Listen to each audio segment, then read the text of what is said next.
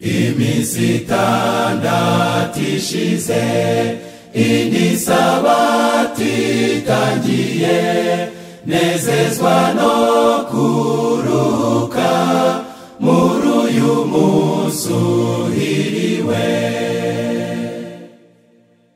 Nimuze mushime umwami wabahaye kuruhuka, umugisha w'uyu munsi uruta uw'iyindi yose.